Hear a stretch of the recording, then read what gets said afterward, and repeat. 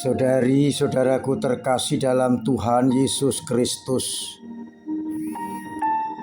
selamat pagi dan berkah dalam.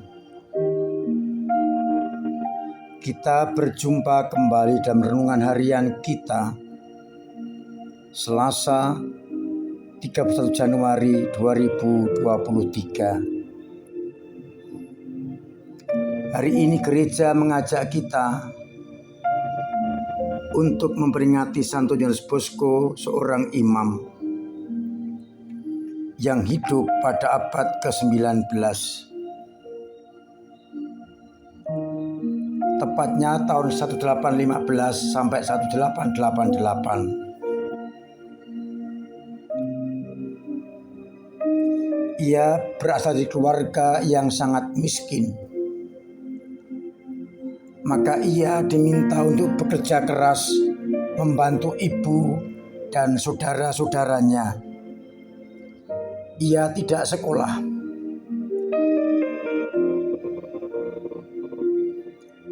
Untuk mewujudkan impiannya, Yohanes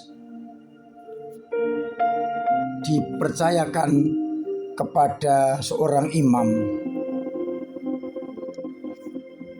yang mendidiknya secara khusus, sehingga ia di samping bekerja membantu ibunya mendapatkan ilmu pengetahuan.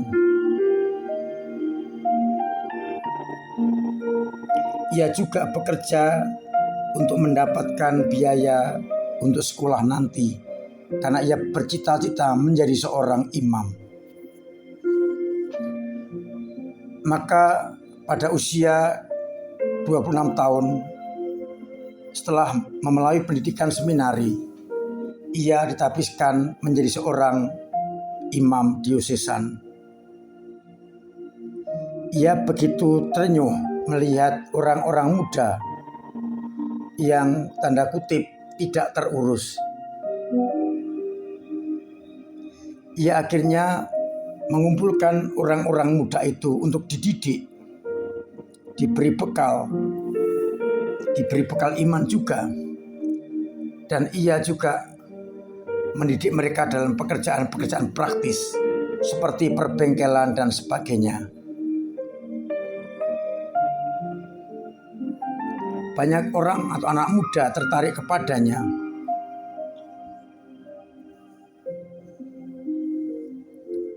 Semakin banyak orang dan Bosco semakin senang, bahkan kewalahan untuk mendidik mereka. Ia mengandalkan kekuasaan Allah dan banyak orang yang bergabung untuk mendidik mereka. Kaum muda mengubah dapur ibunya menjadi tempat perbengkelan dan sebagainya. Kemudian beberapa orang yang tertarik menjadi imam dididik, disekolahkan ke seminari, dan banyak yang menjadi imam.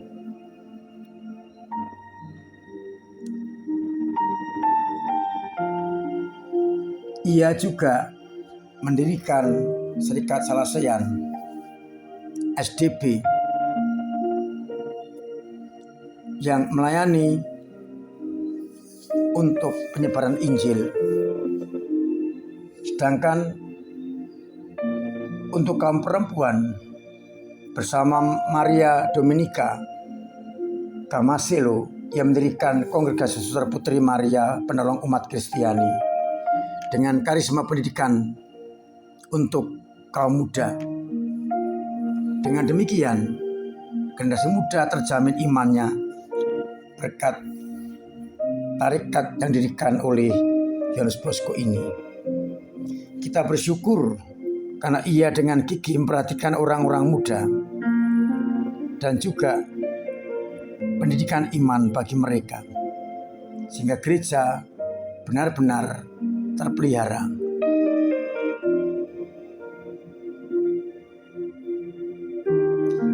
Saudari-saudaraku terkasih, bacaan Ekaris hari ini mengajak kita untuk berani beriman kepada Allah. Kita diingatkan dalam bacaan yang pertama agar berlari dengan tabah hati dalam perlombaan yang diwajibkan kepada kita. Penuh harapan dan iman, kita ikuti perlombaan yang diberikan Tuhan kepada kita. Sedangkan pada bacaan Injil, kita melihat 2 mukjizat yang dibuat oleh Yesus, menyembuhkan perempuan yang sakit pendarahan dan anak Yairus. Saudara-saudaraku terkasih, bacaan Injil berbicara soal iman. Kita melihat bagaimana perempuan yang sudah sekian tahun lamanya pendarahan, sudah berusaha berobat kemana-mana dan tidak ada hasil. Maka ia memutuskan untuk datang kepada Yesus dan mengatakan, menjamah jumbai jubahnya, sudah cukup bagiku, akan disembuhkan. Perempuan ini bersungguh beriman kepada Yesus. Hanya saja catatan saya, imannya adalah iman kepepet.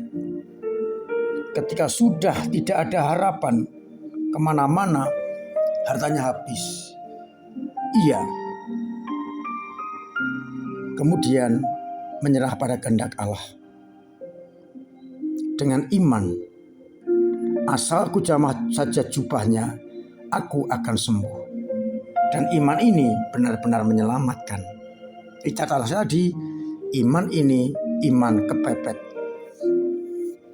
Sedangkan anak Yairus atau putri Yairus yang sakit dimintakan pertolongan pada Tuhan.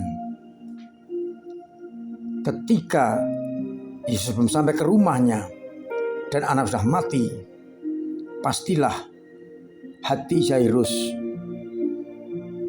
sangat sedih. Kabar yang diterima, anakmu sudah mati, apa perlunya lagi engkau menyusahkan guru? Tapi Yesus memberikan kekuatan, jangan takut, percayalah saja. Dan karena kebenaran itulah juga akhirnya putrinya sembuh. Saudari-saudaraku terkasih, kedua peristiwa ini berbicara soal iman.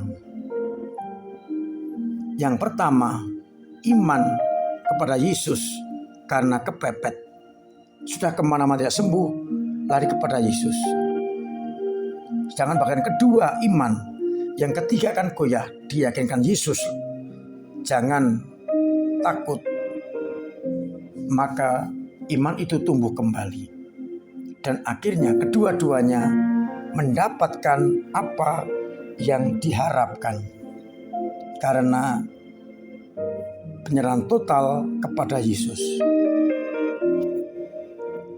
Kadang iman kita seperti kedua-duanya, kadang kepepet ketika sudah semuanya pentok atau buntu, baru saya sadar ada penolong lain yang Yesus. Kadang kita ragu-ragu karena begini, kita dikuatkan lagi dan kita bangkit kembali. Maka mari kita jaga iman kita. Iman akan Yesus yang maha kuasa, yang kadang-kadang dikaburkan, dihalang-halangi oleh peristiwa-peristiwa yang tidak kita harapkan. Namun seperti Yairus, kita tetap yakin bersama Yesus kita akan menang. Sebesar apapun masalah kita, kalau kita datang kepada Yesus, maka semuanya akan beres.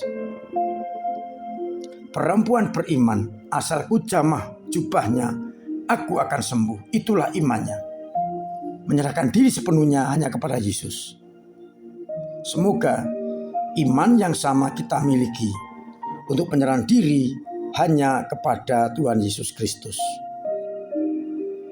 Mari bersama-sama kita merenungkan iman kita dan kita coba untuk perbaiki agar akhirnya iman semakin berkembang. Semoga semangat kedua tokoh ini menjadikan kita semakin beriman mendalam, dan kita mampu untuk berlari dengan tabah hati dalam perlombaan yang diwajibkan Tuhan dengan iman yang teguh. Tuhan memberkati kita sekalian. Amin. Marilah kita berdoa. Bapa yang penuh kasih, kadang kami khawatir, kami putus asa dan takut menghadapi dunia. Namun dikuatkan sabdamu, bila kami iman yang teguh, iman yang kuat, agar dalam situasi apapun kami tetap beriman kepada Yesus Putra-Mu. Dan akhirnya kami benar-benar menjadi anak-anak-Mu.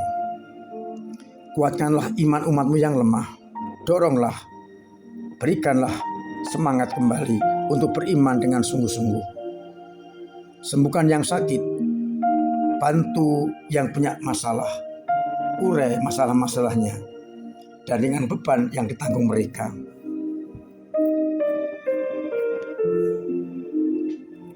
Dan semoga akhirnya banyak orang semakin mengimani Engkau sebagai Allah yang Maha Kasih. Dampingi kami semua dengan berkat-Mu sendiri, Bapa dan Putra dan Roh Kudus. Amin. Saudari-saudaraku terkasih, saya tetap mengharapkan, mengingatkan untuk patuhi protokol kesehatan, jaga jarak, pakai masker, cuci tangan, pakai sanitizer, dan jauhi kerumunan. Pola hidup sehat, poster kedua, dan perkuat imun. Semoga karena kita berjaga-jaga, kita semua selamat.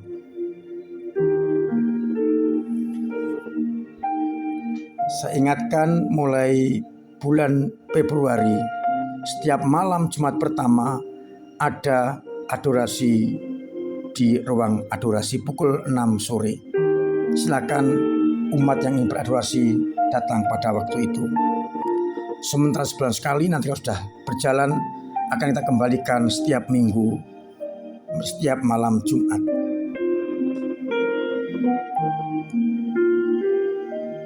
Kita ingin agar kehidupan pribadi kita semakin berkembang kembali seperti semula.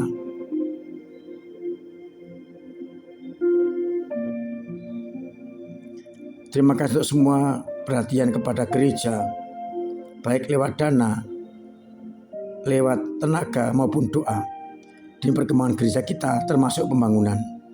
Semoga uluran tangan kita bagi gereja berkenan kepada Allah. Kita membantu gereja yang sedang berziarah.